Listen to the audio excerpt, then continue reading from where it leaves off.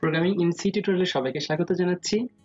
আজকে কি কন্টেন্ট নিয়ে আমাদের টিউটোরিয়ালটি সাজানো হয়েছে তা চলুন দেখে আসি।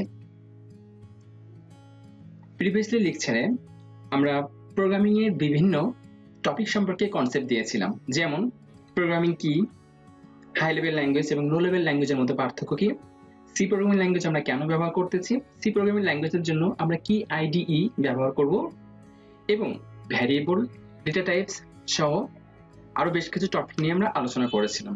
আজকের লেকচারে আমরা যে বিষয়গুলো নিয়ে ডিসকাস করব, তার ফার্স্ট টপিক হলো keyword, second topic identifier, third topic একটি প্রোগ্রামকে আমরা বিশ্লেষণ করব, অ্যানালাইসিস করব, প্রোগ্রামিং এর কোথায় কোন স্টেটমেন্ট ব্যবহার করা হয়েছে, প্রোগ্রামিং এর কোথায় কিওয়ার্ড রয়েছে, কোথায় ভ্যারিয়েবল রয়েছে, এ সম্পর্কে আমরা আজকে চুলচেরা বিশ্লেষণ করব। এন্ড দেন ফোর্থ টপিকে সম্ভব হলে টোকেনস নিয়ে আইডিয়া দেব। শুরু করা যাক।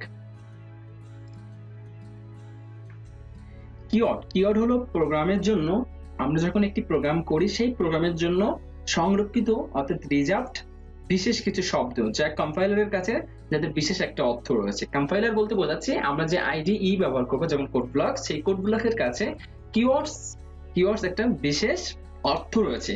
এখন এইসব শব্দ ব্যবহার করে কম্পাইলার প্রত্যেকটি শব্দের জন্য নির্দিষ্ট কিছু কাজ করে। তো তেমনই কিছু কিওয়ার্ড আমরা আমাদের পরিচিত, অর্থাৎ আমাদের প্রিভিয়াস লেকচারে যেমন ইন্ট নিয়ে অর্থাৎ ইন্টিজার নিয়ে আমরা কাজ করেছিলাম, ইন্টিজার কিওয়ার্ডটি ব্যবহার করেছিলাম এবং সেটাকে আমরা বলতেছিলাম ডেটা টাইপস, অর্থাৎ পূর্ণ সংখ্যার একটা ডেটা টাইপস হলো ইন্টিজার। কিওয়ার্ড ছাড়াও এটাকে রিজার্ভড একটা ওয়ার্ড বলা হয়, যেটা হলো কম্পাইলারের কাছে একটা বিশেষ অর্থ বহন করে থাকে। তো এমনই কিছু কিওয়ার্ড হলো আমাদের প্রোগ্রামিং ল্যাঙ্গুয়েজে, বিশেষ করে সি ল্যাঙ্গুয়েজের জন্য। এখানে আমরা একটা কিওয়ার্ডের লিস্ট দেখতে পাচ্ছি। তো এটা হলো, আমাদেরকে এখন এই কিওয়ার্ড গুলো কি মুখস্থ করতে হবে? না, একদম মুখস্থ করার কোনো দরকার নেই, কারণ কিওয়ার্ড গুলো আমাদের প্রোগ্রামিং এ যখন আমরা বিভিন্ন রকম প্রোগ্রাম করব তখন বিভিন্ন রকম কিওয়ার্ড চলে আসবে, তখন আস্তে আস্তে আমরা এ সম্পর্কে জেনে ফেলবো। তারপর আমি কিছু আইডিয়া দিচ্ছি যে এখান থেকে আমরা যদি দেখি কি কিওয়ার্ড আমরা জেনেছি, তাও দেখলে দেখা যাবে যে আমরা প্রায় 5টা-6টা কিওয়ার্ড অলরেডি জেনে ফেলেছি। যেমন কিওয়ার্ড হলো ডাবল, ফ্লট, ইন্টিজার, সাইজ অফ, ভয়েড এবং ক্যার। এই কিওয়ার্ড গুলো সম্পর্কে আমাদের অলরেডি আইডিয়া হয়ে গেছে। তো তেমনই আরো বেশ কিছু, যখন আমরা একটু ইন্টারমিডিয়েট লেভেল অথবা আমরা একটু এক্সপেরিয়েন্স অ্যাবিলিটি লেভেলে চলে যাব, তখন দেখবো যে কি আমাদের অনেক কিওয়ার্ড আস্তে আস্তে সবকিছু ক্লিয়ার হয়ে যাচ্ছে। কিওয়ার্ড কি, কিওয়ার্ড কেন লাগতেছে, কোন প্রোগ্রামে কখন কোন ক্ষেত্রে কিওয়ার্ড লাগতেছে। যেমন আমরা পূর্ণ সংখ্যার জন্য আমাদের ইন্টিজার টাইপের একটা কিওয়ার্ড লাগতেছিল, আমাদের দশমিক সংখ্যা দেখানোর জন্য একটাকেই লাগতেছিল ফ্লোটিং টাইপের একটি কিওয়ার্ড। তেমনই আমাদের যদি কোনো অক্ষর নিয়ে প্রোগ্রামিং এ কাজ করতে হয়, তখন আমরা ক্যারেক্টার অথবা ক্যার নিয়ে কাজ করতেছিলাম। এমনকি যদি আমাদের একটা বিগ ফ্লোটিং এর অর্থাৎ আমাদের একটা বড় দশমিক সংখ্যার প্রয়োজন হয়, তখন আমরা ডাবল নিয়ে কাজ করতেছিলাম। ভয়েড, যখন ভয়েড মানে কি, যেটা হলো কোনো কিছু রিটার্ন করে না, অর্থাৎ আমাদের যখন কোনো কিছু রিটার্ন করবে না ফাংশনটি, তখন আমরা ভয়েড ব্যবহার করতাম।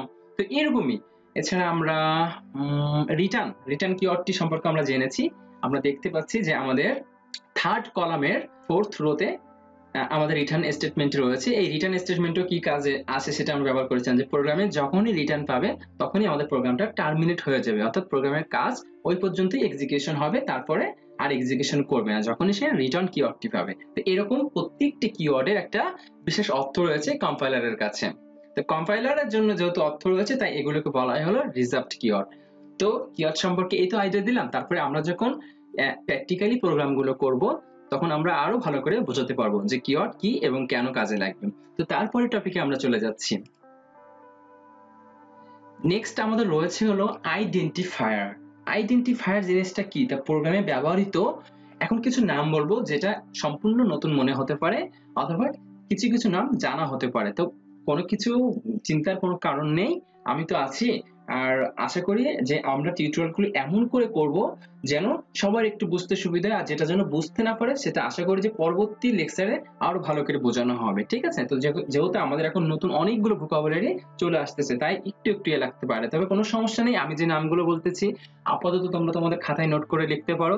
আইডেন্টিফায়ার সম্পর্কে আলোচনা করতেছিলাম। তো আইডেন্টিফায়ার জিনিসটা কি, তার আগে বলে রাখছি যে প্রোগ্রামে ব্যবহৃত ভ্যারিয়েবল সম্পর্কে নিঃসন্দেহে তোমাদের আইডিয়া হয়ে গেছে, কারণ আমরা ভ্যারিয়েবল সম্পর্কে এর আগে আইডিয়া দিয়েছিলাম যে ভ্যারিয়েবল কি একটা চরকের মতো, যেখানে কি মেমোরি অ্যাড্রেসের পরিবর্তে একটা নামের অধীনে আমাদের যে প্রোগ্রামের ডাটাগুলোকে সেভ রাখে। তেমনি ভ্যারিয়েবলের আবার স্কোপ বলেছিলাম যে লোকাল ভ্যারিয়েবল এবং গ্লোবাল ভ্যারিয়েবল। তো এনিওয়ে এরকম প্রোগ্রামে ব্যবহৃত ভ্যারিয়েবল, ফাংশন এখন আমরা যাইনি, তবে আস্তে আস্তে আমরা ফাংশনও চলে আসব। Function, array, pointer, structure, class, object, এরকম এরকম বিভিন্ন বিভিন্ন টপিক রয়েছে আমাদের প্রোগ্রামিং এ। তো আমরা এখন আপাতত জেনে রাখি যে এইগুলোকে আইডেন্টিফায়ার নামে অভিহিত করা হয়ে থাকে। তো আইডেন্টিফায়ার জিনিসটা কি, যখন আমাদের একটা প্রোগ্রাম লেখা হয় তো লেখার সময় এই আইডেন্টিফায়ারটা করে দিতে হয়।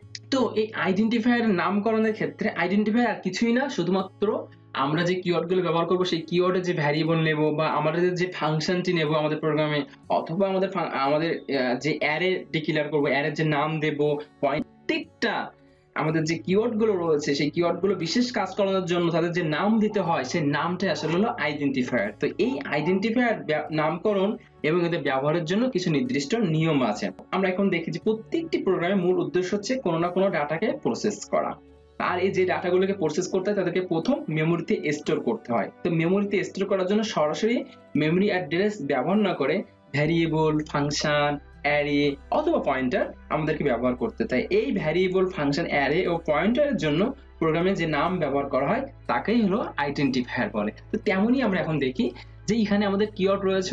প্রথমে আমরা এই চিত্রে দেখতে পাচ্ছি যে কিওয়ার্ডের যে কলামটি রয়েছে, কিওয়ার্ডের কলামে আমরা দেখতে পাচ্ছি যে আমাদের ফার্স্ট রো হলো ইন্ট, অর্থাৎ ইন্টিজার। ইন্টিজারের জন্য ইন্টিজারের নাম দেওয়া আছে কি নাম্বার।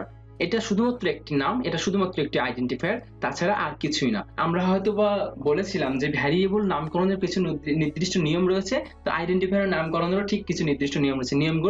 নিয়মগুলো কি, যে প্রথম হলো আমাদের নিউমেরিক অর্থাৎ 0 থেকে 9 পর্যন্ত এই সংখ্যাগুলো দিয়ে প্রথম শুরু করতে পারবো না। যেমন যদি বলি অন কম্পিউটার, তাহলে অন কম্পিউটার নামে কোনো আমরা আইডেন্টিফায়ার অথবা কোনো ভ্যারিয়েবলের নাম ডিক্লেয়ার করতে পারবো না, কারণ আমরা যদি কম্পিউটার অন দিই তাহলে আমাদের ভ্যারিয়েবলটা ভ্যালিড অর্থাৎ বৈধ হবে।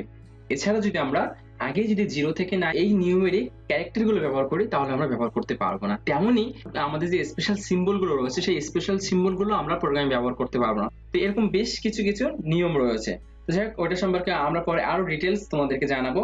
তো এখন যেহেতু আমরা আইডেন্টিফায়ার নিয়ে আলোচনা করতেছিলাম, তো আমরা আইডেন্টিফায়ারে ব্যাক করছি। তারপরে হচ্ছে ফ্লোটের জন্য আমাদের নাম দেওয়া হয়েছে ভ্যালু, যেটাকে বলা হচ্ছিল আইডেন্টিফায়ার। তেমনি ক্যারের জন্য নাম দেওয়া হচ্ছিল অ্যালফাবেট।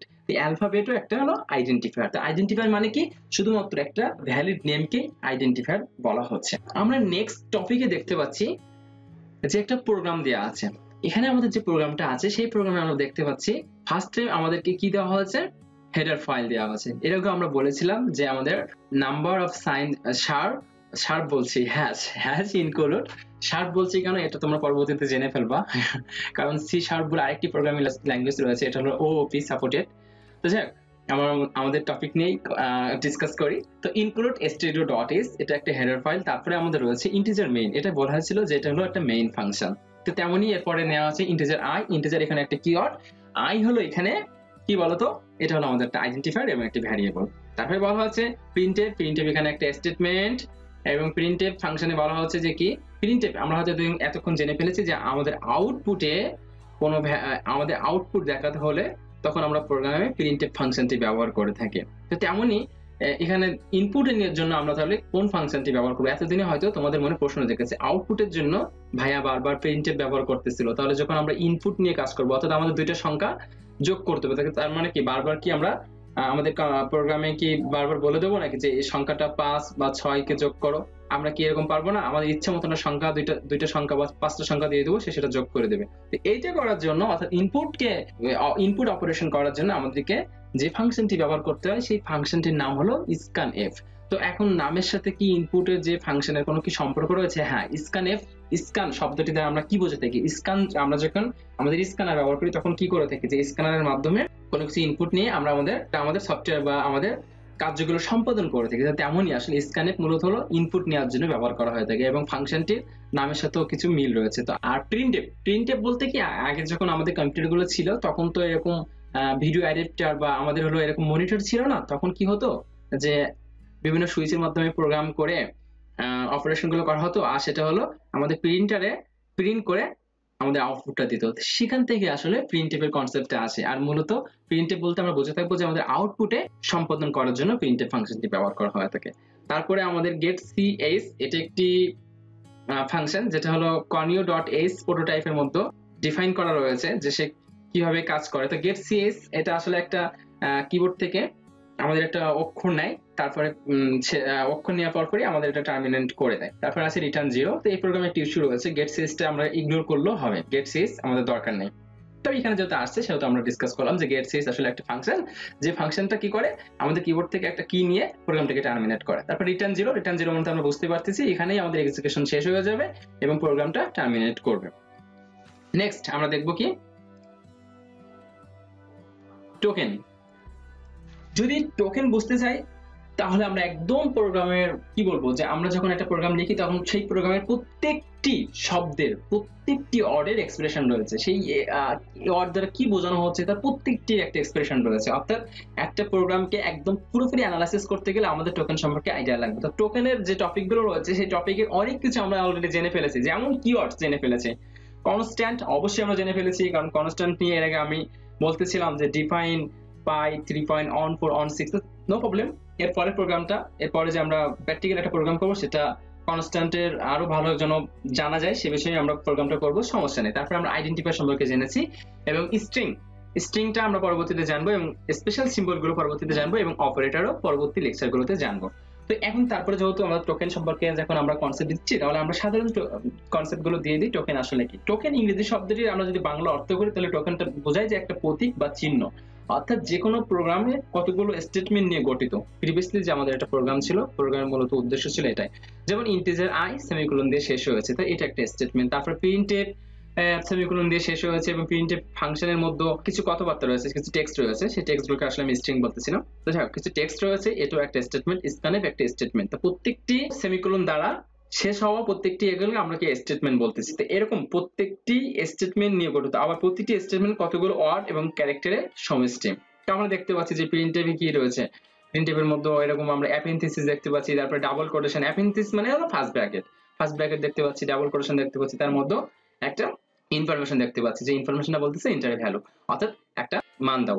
যাই হোক, তো এই যে স্টেটমেন্ট নিয়ে গঠিত আবার প্রতিটি স্টেটমেন্ট কতগুলো ওয়ার্ড এবং ক্যারেক্টারের সমষ্টি আমরা দেখতে পাচ্ছি। সি প্রোগ্রামে ব্যবহৃত এর ওয়ার্ড বা ক্যারেক্টার ও সিম্বল সমূহকে একত্রে টোকেন বলে। তো এরকম সি প্রোগ্রামে প্রত্যেকটি জিনিস এখানে একদম প্রথম থেকে শুরু করে শেষ পর্যন্ত কার্লি ব্র্যাকেট সেকেন্ড ব্র্যাকেট পর্যন্ত প্রত্যেকটি ওয়ার্ড, প্রত্যেকটি ক্যারেক্টার, প্রত্যেকটি স্পেশাল সিম্বল সবই হলো টোকেনের আওতাভুক্ত। তো টোকেনকে আমরা যদি ভাগ করি তাহলে আমরা তো জেনে ফেললাম যে কিওয়ার্ড, কনস্ট্যান্ট, তারপর অপারেটর, আইডেন্টিফায়ার, স্ট্রিং, তারপর পাঞ্চুয়েটর রয়েছে, স্পেশাল সিম্বল রয়েছে। তো এইগুলো মূলত হলো টোকেন সম্পর্কে। তো পরবর্তীতে যখন আমরা স্পেশাল সিম্বল, অপারেটর, স্ট্রিং এই বিষয়গুলো জেনে ফেলো তখন টোকেন সম্পর্কে পুরোপুরি আইডিয়া চলে আসবে। তো আমরা এখন আপাতত জেনে রাখি যে প্রোগ্রামকে প্রত্যেকটি ওয়ার্ড, প্রত্যেকটি ক্যারেক্টার, প্রত্যেকটা শব্দের একটা এক্সপ্রেশন রয়েছে, সেই এক্সপ্রেশনকে আমরা ডিফাইন করি টোকেন দ্বারা। টোকেনের মধ্যে কিওয়ার্ডস এর মধ্যে আমরা দেখতে পেলাম যে আমাদের সি প্রোগ্রামে 32টা কিওয়ার্ড রয়েছে, তারপর 43টা, আবার নতুন যে আইডি গুলো সেগুলো 43টার বেশিও করা হয়েছে। তারপর কনস্ট্যান্ট সম্পর্কে আইডিয়া পেলাম, আইডেন্টিফাই সম্পর্কে আইডিয়া পেলাম। তো এরকম এটা হলো একটা আসলে কি প্রশাখা, যেটা হলো টোকেন থেকে এসেছে। তো টোকেনই হলো আমাদের হলো প্রোগ্রামের মূল ভিত্তি। তো যাই হোক, আজকে আমরা এখন একটা প্রোগ্রাম নিয়ে আলোচনা করব। প্রোগ্রামটা হবে আমাদের বৃত্তের ক্ষেত্রফল নির্ণয় প্রোগ্রাম। তো এখন হলো প্রশ্ন হচ্ছে যে আমরা কি প্রোগ্রাম করতে পারবো? অবশ্যই পারবো। আমরা যতটুকু শিখেছি ততটুকুতেই আমরা এখন অনেকগুলো প্রোগ্রাম করতে পারবো। মূলত আমরা এখন ইনপুট আউটপুট এই যত প্রকার প্রোগ্রামগুলো রয়েছে সব প্রবলেমগুলো আমরা এখন সলভ করতে পারবো। তো চলো আমরা এখন প্র্যাকটিক্যালি প্রোগ্রামগুলো আইডিই অর্থাৎ কোড ব্লকসে চলে আসলাম। তো প্রথমে আমরা যে প্রোগ্রামগুলো করবো সেটা হলো আমাদের ফার্স্ট প্রোগ্রাম আজকে। আমরা তো এর আগে গত প্রোগ্রাম করেছিলাম দুইটা সংখ্যা কি করে যোগ করতে হয়। তো আজকে প্রোগ্রামটা করবো হলো বৃত্তের ক্ষেত্রফল নির্ণয় করতে হয় কিভাবে। তো বৃত্তের ক্ষেত্রফল নির্ণয় করতে হয় কিভাবে, এই প্রোগ্রামটা কেন করব, এই প্রোগ্রামটা করতে গেলে আমাদের কি লাগবে, আমাদের ইনপুট কি লাগবে, আমাদের আউটপুট কি লাগবে, আমাদের কি কি চিন্তা করতে হবে, প্রোগ্রামটা কত সহজে আমরা সলভ করতে পারবো, এরকম বিভিন্ন বিষয় নিয়ে আমাদেরকে চিন্তা করতে হবে। তো আমি দেখেছি যে আমরা যতগুলো এর আগে যতগুলো লেকচার হয়েছে, যে প্রিভিয়াসলি যে লেকচারগুলো হয়েছে সেই লেকচারে যে যে টপিক সম্পর্কে আলোচনা করা হয়েছিল সেই টপিকের পরে যাতে যেন প্রোগ্রামটা সাজানো হয় সেটা চেষ্টা করা হয়েছে। তো তেমন একটা প্রোগ্রাম হলো বৃত্তের ক্ষেত্রফল নির্ণয় করা। তো বৃত্তের ক্ষেত্রফল নির্ণয় করতে গেলে আমরা একটা ফর্মুলা ইউজ করি, ফর্মুলাটা হলো পাই আর স্কয়ার, যেখানে পাই হলো একটা কি কনস্ট্যান্ট ভ্যালু, কারণ আমরা জানি যে বৃত্তকে যদি আমরা নির্ণয় করতে চাই তাহলে আমাদেরকে পায়ের মানটা লাগে। তো পাই আর কি লাগে, যে তার রেডিয়াস জানতে হয়। পাই আর রেডিয়াস জানলে আমরা বৃত্তের ক্ষেত্রফল নির্ণয় করতে পারি। তো বৃত্তের ক্ষেত্রফল নির্ণয় করতে পারি। এখন যদি আমরা যে প্রোগ্রামটা করব, এই প্রোগ্রামটা হয়ে গেলে আমরা কি ফিচার, আমাদের প্রোগ্রামটা যদি সলভ করতে পারি তাহলে আমরা এর থেকে কি সুবিধা পাবো। তাহলে আমাদের এখন আর কি হবে, যে আমাদের শুধুমাত্র রেডিয়াসের মানটা জানলেই আমরা ক্যালকুলেশন করে ফেলতে পারছি, একটা প্রোগ্রামিং এর মাধ্যমে আমরা ক্যালকুলেশন করে ফেলতে পারছি যে আসলে তার এক্স্যাক্টলি এরিয়াটা বা তার হলো ক্ষেত্রফলটা কতটুকু। বকবক না, অনেক বকবক করেছি, এখন সরাসরি প্রোগ্রামে চলে আসি। প্রোগ্রামে প্রথমে আমাদের একটা নতুন ফাইল নিতে হবে। ফাইল নেওয়ার জন্য বলে দিয়েছিলাম কিবোর্ড থেকে কন্ট্রোল শিফট এন চাপার পরে আমরা কন্ট্রোল এস চেপে প্রোগ্রামটাকে সেভ করে নেব। তো প্রোগ্রামের নাম দেব, যেহেতু প্রোগ্রাম নামগুলো আমরা রিলেটেড দিলে আমাদের পরে বুঝতে সুবিধা হবে। তো আমরা এখানে নাম দেবো যে কি area1.c অবশ্যই এটা হলো এক্সটেনশন, সি প্রোগ্রামের এক্সটেনশন। আচ্ছা, এরিয়া 1 কেন দিলাম, কারণ এরিয়া নামে আমি এর আগে প্রোগ্রাম করে ফেলেছি, তাই ওই নামে আর দ্বিতীয়বার করতে চাচ্ছি না। সেভ করলাম। সেভ করার পরে আমাদের ফার্স্ট কি করতে হবে, আমাদের হেডার ফাইল নিতে হবে। তার জন্য আমরা কি করব, প্রিপ্রসেসর ডিরেক্টিভ ইনক্লুড স্পেস দেব না, স্পেস দিলে হয়, না দিলে হয় দেব না। তারপরে আমাদের লেস দেন stdio.h, এই stdio.h এর এক্সপ্রেশনটা কি জানো? stdio.h এর এক্সপ্রেশন হলো std, এর শব্দের অর্থ হলো স্ট্যান্ডার্ড। i থেকে ইনপুট, o থেকে আউটপুট, অর্থাৎ standard input output dot h, এটা হলো একটা হেডার ফাইল। তারপরে আমরা ইন্টারপ্রেস করলাম, ইন্টারপ্রেস করে আমাদের রিটার্ন টাইপ নিলাম হলো ইন্টিজার। মেইন ফাংশন শুরু করলাম, মেইন ফাংশনটা এইভাবে করতে হয়। দেন আমাদেরকে কার্লি ব্র্যাকেট দিয়ে দিলাম। কার্লি ব্র্যাকেট দেওয়ার পরে আমাদেরকে রিটার্ন স্টেটমেন্ট। এখন আমাদের প্রবলেমটা হচ্ছে কি, যে আমরা বৃত্তের ক্ষেত্রফল নির্ণয় করতে হবে। তো বৃত্তের ক্ষেত্রফল নির্ণয় করতে গেলে আমাদেরকে যে জিনিসটা জানতে হবে যে কি, আমরা এটা তো আমরা করে ফেলেছি। এখন আমরা একটু চিন্তা করি যে আমাদের যেহেতু পায়ের মান হলো কনস্ট্যান্ট, অর্থাৎ 3.1416, তো এখন এই 3.1416 কে যদি আমরা, যেহেতু কনস্ট্যান্ট সেহেতু আমরা ডিফাইন করে দিতে পারি। ডিফাইন করে দিলে সুন্দর হতো, কারণ পরবর্তীতে আমাদেরকে আর করতে হচ্ছে না। তো সে ডিফাইন করার জন্য আমরা শিখেছিলাম যে এটাকে গ্লোবাল ডিক্লারেশন বলে, ডিফাইন বাই 3.1416। এখানে একটু মনে রাখতে হবে, অনেকেই ভুল করে ফার্স্ট টাইম, অনেকেই বলবো না আসলে যাই হোক, আমি কাউকে আসলে ইন্ডিকেট করবো না। এখন আমরা দেখবো যে এখানে যে জিনিসটা হয়, যে সেমিকোলন অনেকে ব্যবহার করে থাকে। আমি আবারও বলছি, অনেকে আমি বলবো না, অনেক সময় আমাদের নিজে মনের অজান্তেই সেমিকোলন আমরা দিয়ে ফেলি, কারণ আমাদের সেমিকোলনটা প্রত্যেকটা স্টেটমেন্টে আমরা শেষ করার পরে সেমিকোলন দিয়ে দিয়ে আমাদের একটা অভ্যাস হয়ে যায়। সো আমরা দেখব তখন আমরা যেন সেমিকোলনের দিক দিয়ে একটু সেনসিটিভ হবো, বা আমরা সেদিকে একটু নজর রাখবো, ঠিক আছে? তো এখন আমরা যে কনস্ট্যান্টটা ডিক্লেয়ার করলাম পায়ের মান 3.1416, এরপর আমরা অবশ্যই সেমিকোলন হবে না, এই জিনিসটা একটু মনে রাখবো, ঠিক আছে? তো এনিওয়ে আমাদের তো মোটামুটি হয়ে গেল। এখন আমাদের চিন্তা করতে হবে যে কি, আমাদের বৃত্তের ক্ষেত্রফল নির্ণয় করতে গেলে আমাদের শুধু রেডিয়াস জানতে হয়। তাহলে রেডিয়াসটা আমরা ইনপুট নেব। তো ইনপুট নেওয়ার জন্য আমাদের প্রথম হলো কি লাগবে, আমাদের একটা ভ্যারিয়েবল ডিক্লেয়ার করতে হবে। তো ভ্যারিয়েবল ডিক্লেয়ার করতে গেলে আমরা কোন টাইপের নেব, কোন ডেটা টাইপস নেব সেটা চিন্তা করতে হবে। তো রেডিয়াস তো হলো দশমিকও আসতে পারে, তো দশমিক যেহেতু আসতে পারে সেহেতু আমরা ফ্লোট টাইপের নেব, ঠিক আছে? ফ্লোট টাইপ, ডাটা টাইপ নিলাম। এবার ফ্লোট টাইপের এর নাম দেব কি, যে রেডিয়াস, শুধু আর দিতে পারি, অথবা আমরা সম্পূর্ণটাই দিই যেহেতু বোঝানোর জন্য। রেডিয়াসের পরে আমাদের কি জানতে হবে, আরেকটা নি এরিয়া, অর্থাৎ আমরা ক্ষেত্রফল নির্ণয় করব। তো আমাদের হলো হয়ে গেল। এখন আমরা বলবো printf, ডাবল কোটেশনের মধ্যে বলে দেবো enter the value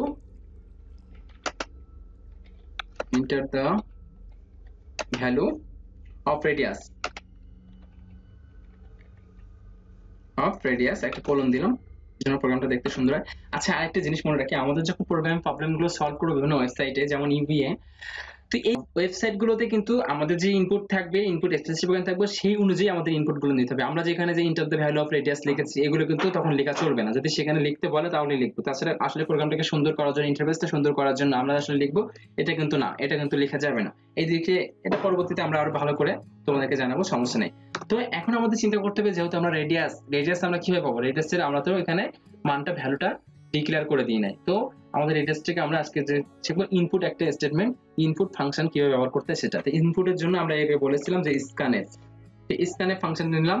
স্ক্যানএফ ফাংশনটা নেওয়ার পরে এখানে একটু নজর রাখি যে এখানে ফার্স্ট টাইম আমাদের কি করতে হবে, ডাবল কোটেশনের মধ্যে আমাদের ফরম্যাট স্পেসিফায়ারটা দিয়ে দিতে হবে। আমাদের ফ্লোটের ফরম্যাট স্পেসিফায়ার আমরা জানি %f, এন্ড দেন আমাদেরকে কমা অপারেটরটি ব্যবহার করার পরে আমাদের মনে রাখতে হবে যে স্ক্যানএফ ফাংশনের মাধ্যমে যে আমরা রেডিয়াসের ভ্যালুটা নেব, সেই রেডিয়াসের ভ্যালুটা আমরা তো চাই যে কি মেমোরিতে রাখতে। সেই মেমোরিতে রাখার জন্য আমাদেরকে অ্যাম্পারসেন্ড, এই অ্যাম্পারসেন্ডকে বলা হয় হলো অ্যাড্রেস অপারেটর। তো অ্যাম্পারসেন্ড, আমরা অ্যাম্পারসেন্ড মানে এখন অ্যাড্রেস অপারেটর মানে কি, আমরা মেমোরিতে রাখবো। তো মেমোরিতে রাখার জন্য আমরা কাকে মেমোরিতে রাখবো, আমরা রেডিয়াসকে রাখবো। সেই রেডিয়াসকে রাখবো বলতে আমরা ফ্লোটের মধ্যে যে ভ্যারিয়েবলটা নিয়েছিলাম রেডিয়াস, সেই রেডিয়াস আমরা এখানে লিখে দেবো যে রেডিয়াস, অর্থাৎ রেডিয়াস মানে হলো ব্যাসার্ধ। এন্ড দেন সেমিকোলন দিয়ে আমাদের স্টেটমেন্টটা কমপ্লিট করলাম। স্টেটমেন্ট কমপ্লিট করার পরে আমাদের যে সূত্র রয়েছে অর্থাৎ এরিয়া ইকুয়াল টু আমরা কি বলবো, এরিয়া ইকুয়াল টু আমরা বলবো যে পাই মাল্টিপ্লিকেশন পাই আর স্কয়ার। আমরা জানি কি এরিয়া হলো সূত্রটা রয়েছে কি পাই আর স্কয়ার, অর্থাৎ আমাদের রেডিয়াস মাল্টিপ্লিকেশন রেডিয়াস সেমিকোলন। এখন আমাদের পুরোপুরি হয়ে গেল। এখন আমরা জাস্ট প্রিন্ট আউট করব। প্রিন্ট আউট করার জন্য প্রিন্টএফ ফাংশন ব্যবহার করব। প্রিন্টএফ এর মধ্যে বলে দিলাম যে এরিয়া অফ দ্য সার্কেল